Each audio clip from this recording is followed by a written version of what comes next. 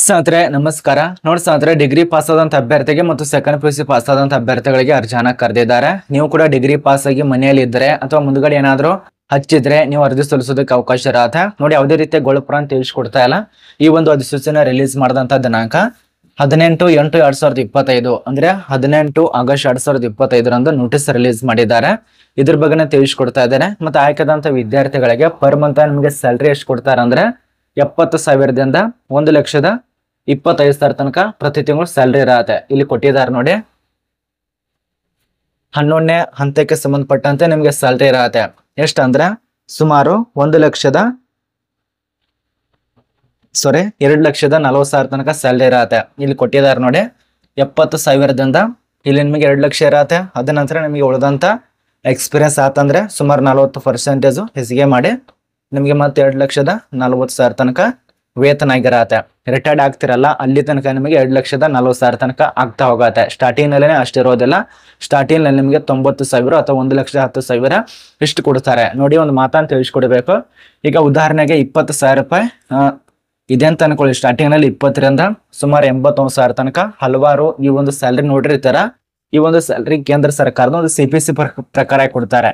CPC ಪ್ರಕಾರಗೆ ನಿಮ್ಗೆ salary ಕೊಡ್ತಾರೆ. ಯಾವುದೇ ಒಂದು ಜಾಬ್ಗೆ ಆಗ್ಬೋದು.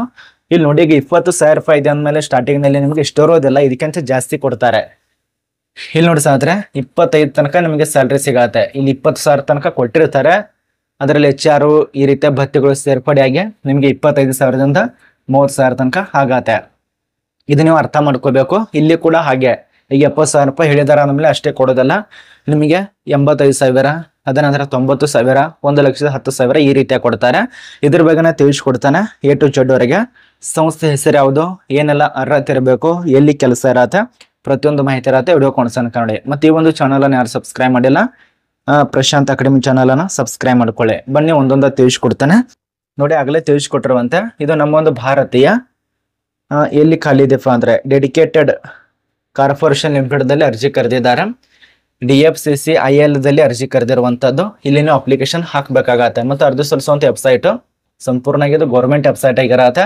www.dfccil.gov.in ಗೆ ಭೇಟಿ ನೀಡಿಕೊಂಡು ಅರ್ಜಿ ಸಲ್ಲಿಸಿ. ನೋಡಿ, ಆಫೀಸಿಯಲ್ ಆಗಿರುವಂತ ನೋಟಿಸ್ ತಿಳಿಸ್ಕೊಡ್ತಾ ಇದ್ದೇನೆ. ಯಾವುದೇ ರೀತಿಯಾಗಿ ಗೊಳು ಫುರಾನಲ್ಲ. ನಿಮಗೆ ಸಂಪೂರ್ಣ ಕಾಣಿಸ್ತಾ ಇರಬಹುದು. 90,000 ತನಕ ಆಗಲೇ ತಿಳಿಸ್ಕೊಟ್ಟೇನಲ್ಲ. 90,000ದಿಂದ 2,50,000, 40,000, 20,000 ಈ ರೀತಿಯಾಗಿ ಕೊಡ್ತಾರೆ. ಬನ್ನಿ, ಪೋಸ್ಟ್ಗೆ ಸಂಬಂಧಪಟ್ಟಂತೆ ಅರ್ಹತೆಗಳು, ರೂಲ್ಸ್ಗಳು, ರೆಗ್ಯುಲೇಷನ್ಗಳು ಒಂದೊಂದ ತಿಳಿಸ್ಕೊಡ್ತಾನೆ ನೋಡಿ. ಇಲ್ಲಿ ಖಾಲಿರುವಂತಹ ಪೋಸ್ಟ್ ಡೆಪ್ಯೂಟಿ CPM ಹುದ್ದೆಗೆ ಅರ್ಜಿ ಕರೆದಿದ್ದಾರೆ. ಅದ ನಂತರ PM ಹುದ್ದೆಗೆ ಅರ್ಜಿ ಕರೆದಿದ್ದಾರೆ ಮತ್ತು ಹಣಕಾಸು ಅಧಿಕಾರಿ ಪೋಸ್ಟ್ಗೆ ಅರ್ಜಿ ಕರೆದಿದ್ದಾರೆ. ಆಸಕ್ತಿ ಇದ್ದಂತ ಅಭ್ಯರ್ಥಿಗಳು ಮಾತ್ರ ಅಪ್ಲಿಕೇಶನ್ ಹಾಕಿ. ಇದು ದೊಡ್ಡ ಪೋಸ್ಟ್ ಆಗಿರತ್ತೆ ಮತ್ತು ಸ್ಯಾಲರಿ ಕೂಡ ಜಾಸ್ತಿನೇ ಇರತ್ತೆ ಮತ್ತು ಅನುಭವ ಪೋಸ್ಟ್ಗಳಾಗಿರತ್ತೆ. ಅಂದ್ರೆ ಅನುಭವ ಇದ್ದಂತ ವ್ಯಕ್ತಿಗಳು ಅಪ್ಲಿಕೇಶನ್ ಹಾಕೋದಕ್ಕೆ ಅವಕಾಶ ಕೊಟ್ಟಿದ್ದಾರೆ. ಪಾಯಿಂಟ್ ನಂಬರ್ 1, ಕಡ್ಡಾಯವಾಗಿ ಅನುಭವ ಇರಲೇಬೇಕಾಗತ್ತೆ. 2 ವರ್ಷ, 3 ವರ್ಷ, 4 ವರ್ಷ ಈ ರೀತಿಯಾಗಿ ಅಥವಾ 10 ವರ್ಷ ತನಕ ಇದ್ರು ಅಪ್ಲಿಕೇಶನ್ ಹಾಕಬಹುದು. ಇದಕ್ಕೆ ವಯೋಮಿತಿ ಬಗ್ಗೆ ಈ ಒಂದು ಡೆಫಿಟೆಡ್ ಕಾರ್ಪೊರೇಷನ್ ಲಿಮಿಟೆಡ್ಗೆ ಸಂಬಂಧಪಟ್ಟಂತೆ ನಿಮಗೆ ಇಲ್ಲಿ ಕೊಟ್ಟಿರುವಂತ ಮಾಹಿತಿ ಪ್ರಕಾರ ತಿಳಿಸ್ಕೊಡ್ತೇನೆ. ವಯೋಮಿತಿ ಇದು ಆಫ್ಲೈನ್ ಅಲ್ಲಿ ಕೂಡ ಅರ್ಜಿ ಸಲ್ಲಿಸಬೇಕಾಗತ್ತೆ. ಈ ಒಂದು ಆಫ್ಲೈನ್ ಅಲ್ಲಿ ಅರ್ಜಿ ಸಲ್ಲಿಸೋ ಫಾರ್ಮ್ ಕೂಡ ಕೊಟ್ಟಿದ್ದಾರೆ ಅವರು. ವಯೋಮಿತಿಗೆ ಸಂಬಂಧಪಟ್ಟಂತೆ ಇದರಲ್ಲಿ ವಿವಿಧ ರೂಲ್ಸ್ ಇದಾವೆ. ನಿಮಗೆ ಕನಿಷ್ಠವಾಗಿ 18 ವರ್ಷ ಅಂತ ಆಗಿರಲೇಬೇಕಾಗತ್ತೆ. 18 ವರ್ಷದಿಂದ ನಿಮಗೆ 55 ವರ್ಷ ತನಕ ಕೊಟ್ಟಿರುವಂತದ್ದು. 55 ವರ್ಷ ಒಳಗಿನವರು ಅಪ್ಲಿಕೇಶನ್ ಹಾಕಿ. ಈ ಒಂದು ಡೆಫಿಟೆಡ್ ಫ್ರೈಡ್ ಕಾರಿಡಾರ್ ಕಾರ್ಪೊರೇಷನ್ ಲಿಮಿಟೆಡ್ಗೆ ಸಂಬಂಧಪಟ್ಟಂತೆ ವಯೋಮಿತಿ ಕೂಡ ನಿಮಗೆ ಸರಿಲಿಕ್ಕೆ ಇರತ್ತೆ. ಅದು ನಿಯಮಗಳಿಗೆ ಸಂಬಂಧಪಟ್ಟಂತೆ ಅನುವಾಗತ್ತೆ. ಇಲ್ಲಿ ಆಯ್ಕೆ ಪ್ರಕಾರದಲ್ಲಿ ಲಿಖಿತ ಪರೀಕ್ಷೆ ಮತ್ತು ಸಂದರ್ಶನ ಈ ರೀತಿಯಾಗಿ ಆಯ್ಕೆ ಮಾಡ್ತಾರೆ. ಮತ್ತೆ ಇದು ಆಫ್ಲೈನ್ ಅಲ್ಲಿ ಅರ್ಜಿ ಸಲ್ಲಿಸೋದ್ರಿಂದ ಒಂದು ಫಾರ್ಮ್ ಇರತ್ತೆ. ಈ ಒಂದು ಫಾರ್ಮ್ ಅನ್ನ ಸಂಪೂರ್ಣವಾಗಿ ಸಬ್ಮಿಟ್ ಮಾಡಬೇಕು ಅಂಚೆ ವಿಳಾಸಕ್ಕೆ. ಇದೇನು ಕಾಣಿಸ್ತಾ ಇದೆಯಲ್ಲ, ಈ ಒಂದು ಫಾರ್ಮ್ ಇದೆಯಲ್ಲ, ಈ ಒಂದು ಫಾರ್ಮ್ ಅನ್ನ ಸಂಪೂರ್ಣವಾಗಿ ಸಬ್ಮಿಟ್ ಮಾಡ್ಬೇಕಾಗತ್ತೆ ಅಂಚೆ ವಿಳಾಸಕ್ಕೆ. ಆ ಒಂದು ಅಂಚೆ ವಿಳಾಸ ಯಾವ್ದಪ್ಪ ಅಂದ್ರೆ general manager HR DFCCIL corporation office complex centre 145 ಕೊಯ್ಡಾ Uttar Pradesh. ಇಲ್ಲಿ ನೀವು ಅಪ್ಲಿಕೇಶನ್ ಸಬ್ಮಿಟ್ ಮಾಡ್ಬೇಕಾಗತ್ತೆ. 17 ಸೆಪ್ಟೆಂಬರ್ 2025 ಒಳಗಾಗಿ. ಇದಕ್ಕಿಂತ ಮುಂಚಿತವಾಗಿ ಸ್ಪೀಡ್ ಪೋಸ್ಟ್ದಲ್ಲಿ ಅಥವಾ ನಾರ್ಮಲ್ ಪೋಸ್ಟ್ಗಳಿಗೆ ನೀವೇನು ಸಲ್ಲಿಸ್ತಾರಲ್ಲ ಆ ಒಂದು ಪೋಸ್ಟ್ದಲ್ಲಿ ಅಪ್ಲಿಕೇಶನ್ ಹಾಕಿ. ಇನ್ನೊಂದು 18ನೇ ತಾರೀಕಿನಿಂದ ಪ್ರಾರಂಭ ಆಗಿದೆ. ಕೊನೆಯ ದಿನಾಂಕ 17 ಸೆಪ್ಟೆಂಬರ್ 2025. ಇದು ಡೇಟ್ ಅನ್ನ ನೋಟ್ ಮಾಡ್ಕೊಳ್ಳಿ. ಈ ಒಂದು ಡೇಟ್ ಒಳಗಾಗಿ ನೀವು ಅಪ್ಲಿಕೇಶನ್ ಸಬ್ಮಿಟ್ ಮಾಡ್ಬೇಕಾಗತ್ತೆ. ಮತ್ತು ಇನ್ನೊಂದು ಪ್ರಮುಖವಾದ ಮಾಹಿತಿ, ವಿದ್ಯಾರ್ಹತೆ ಏನಾಗಿರ್ಬೇಕಂತ ತುಂಬಾ ಜನ ಕೇಳಬಹುದು. ನಾನು ಮುಂಚಿತ ತಿಳಿಸ್ಕೊಟ್ಟಿದ್ದೇನೆ. ಪದವಿ ಪಾಸ್ ಆದಂಥ ವ್ಯಕ್ತಿಗಳು ಅಪ್ಲಿಕೇಶನ್ ಹಾಕಿ.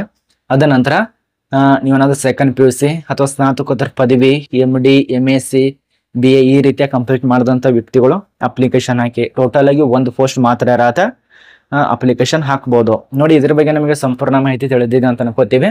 ಮತ್ತೆ ಈ ಒಂದು ಅರ್ಜಿ ಸಲ್ಲಿಸುವಂತ ಅಪ್ಲಿಕೇಶನ್ ಆಫ್ಲೈನ್ ಫಾರ್ಮ್ ನೋಡಿ ಏನೇನು ಕೊಟ್ಟಿದ್ದಾರೆ. ಇದರಲ್ಲಿ ಇಲ್ಲಿ ನಿಮ್ಮ ಒಂದು ಫೈಲ್ ನಂಬರ್ ಅನ್ನ ಹಾಕ್ಬೇಕಾಗತ್ತೆ ಮೊದಲಿಗೆ. ಅದ ನಂತರ ನಿಮ್ಮ ಒಂದು ಪೋಸ್ಟ್ ಅಪ್ಲಿಕೇಶನ್ ಹ್ಯಾಸ್ ಬಿನ್, ಅದಕ್ಕೆ ಸಂಬಂಧಪಟ್ಟಂತೆ ನೇಮ್ ಅನ್ನ ಹಾಕಬೇಕು, ಸಬ್ಮಿಟ್ ನೇಮು.